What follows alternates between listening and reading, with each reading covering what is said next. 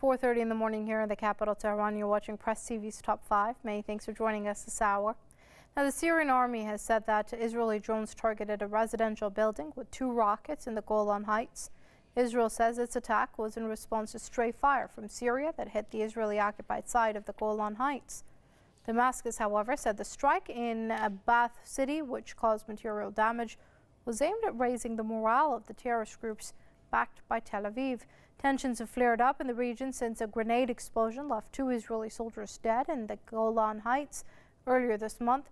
Israel illegally occupied the Golan Heights in 1967 and has defied international calls to leave the mountainous region, which is a part of Syrian territory. As we just announced earlier, the Syrian army has said that the Israeli drones have targeted a residential building with 2 rockets in the Golan Heights. Joining us live from Michigan via Skype is Gordon Duff. He's a political commentator, and hopefully we've sorted out those technical difficulties there. Now, Mr. Duff, as far as this attack on Syrian soil goes by Israel, it is not the first one, as we've pointed out. But is Israel trying to send a signal to the Syrian government or even the foreign-backed terrorists fighting on Syrian soil? Well, we have a couple of issues. There were quite commonly attacks by Israel in support of the terrorist groups that are settled right under the Israeli positions on the Golan Heights. The Israelis have been protecting these terrorist groups all along, resupplying them and channeling jihadis into Syria through Israel. Now, Russia had met with Israel to put an end to this, and Russia had bombed some of those jihadi groups right along the temporary ceasefire line in Golan. So this is a challenge not only to that Russian understanding, but this is a renewal of behaviors that we hadn't seen for a while. And we look at this to some extent as a challenge more to Russia than Syria. The Israelis have never had a problem bombing in Syria, or bombing civilians, as we well know from their behavior in Gaza. The issue here is that Russia had told them to stop, and they've started again. Why do they think they can do it?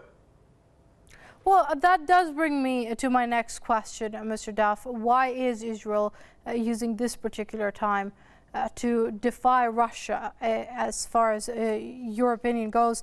And how do you think Russia is going to react?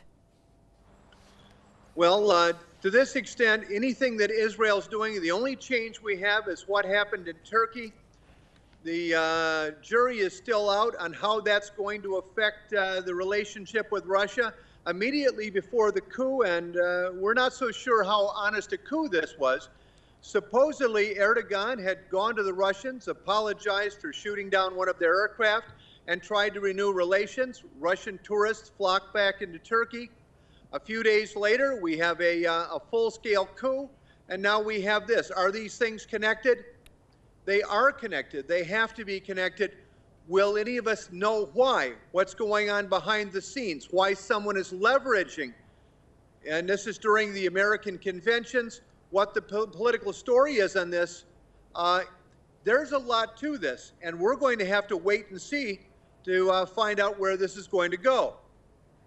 Right, Mr. Duff, getting back to Syria, though, as long as we have Israel interfering this way, be it through providing direct medical support to the terrorists that are operating within the Golan Heights, or be it sharing intelligence, or even, as we've just seen, bombarding certain locations within Syria, how is that going to translate in the long run, specifically as Syria looks to make more gains against these terrorist groups?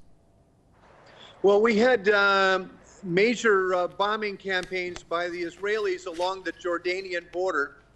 When we're following the infiltration routes of jihadists, we have jihadists coming in through the Red Sea, being brought through Jordan, but we also have supplies and jihadists that we believe are being brought through Israel, and they're being brought from Israel into Jordan, south of the ceasefire line on the Golan Heights, and brought in through the Jordanian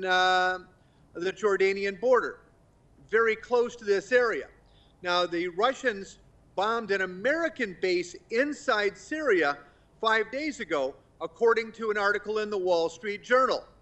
This is the other factor in the region, that the Syrian army has been making real advances in this area, and real advances that are going to make those Israeli-supported positions on the Golan Heights valueless. And that's going to remove some of Israel's leverage against Hezbollah.